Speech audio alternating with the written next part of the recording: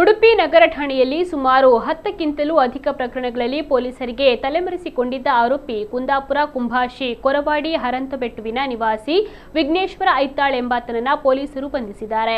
ಆರೋಪಿಯ ವಿರುದ್ಧ ಪ್ರಕರಣ ದಾಖಲಾದ ಬಳಿಕ ಅಂದ್ರೆ 2011ರಿಂದ ತಲೆಮರೆಸಿಕೊಂಡಿದ್ದು ಆತನ ವಿರುದ್ಧ ಈ ಮೇಲಿನ ಎಲ್ಲಾ ಪ್ರಕರಣಗಳಲ್ಲಿ ದೋಷಾರೋಪಣಾ ಪತ್ರ ತಯಾರಿಸಿ ನ್ಯಾಯಾಲಯಕ್ಕೆ ನಿವೇದಿಸಲಾಗಿತ್ತು. ಆರೋಪಿ ವಿಘ್ನೇಶ್ವರ ಐತಾಳ್ ನ್ಯಾಯಾಲಯಕ್ಕೆ ಹಾಜರಾಗದೆ 15 ವರ್ಷಗಳಿಂದ ತಲೆಮರೆಸಿಕೊಂಡಿದ್ದ ಸುಮಾರು 10ಕ್ಕಿಂತಲೂ ಹೆಚ್ಚು ಬಾರಿ ವಾರೆಂಟ್ ಅನ್ನು ಹೊರಡಿಸಿದ್ದು ನ್ಯಾಯಾಲಯವು ಆತನ ವಿರುದ್ಧ ತಲೆಮರೆಸಿಕೊಂಡ ಆರೋಪಿ ಎಂದು ಘೋಷಿಸಿತ್ತು. ಆರೋಪಿ ವಿಘ್ನೇಶ್ವರ ಐತಾಳ್ನನ್ನ ಉಡುಪಿ ನಗರ ಪೊಲೀಸ್ ಠಾಣಾ ಪ್ರಭಾರ ನಿರೀಕ್ಷಕರಾದ ಮಹೇಶ್ ಪ್ರಸಾದ್ ರವರ ಮಾರ್ಗದರ್ಶನದಲ್ಲಿ ಬೆಂಗಳೂರಿನ ತಲಘಟ್ಟಪುರದಲ್ಲಿ ಬಂಧಿಸಿ ನ್ಯಾಯಾಲಯಕ್ಕೆ ಹಾಜರುಪಡಿಸಲಾಗಿದೆ. ನ್ಯಾಯಾಲಯವು ಆರೋಪಿತನಿಗೆ ನ್ಯಾಯಾಂಗ ಬಂಧನವನ್ನು ವಿಧಿಸಿದೆ.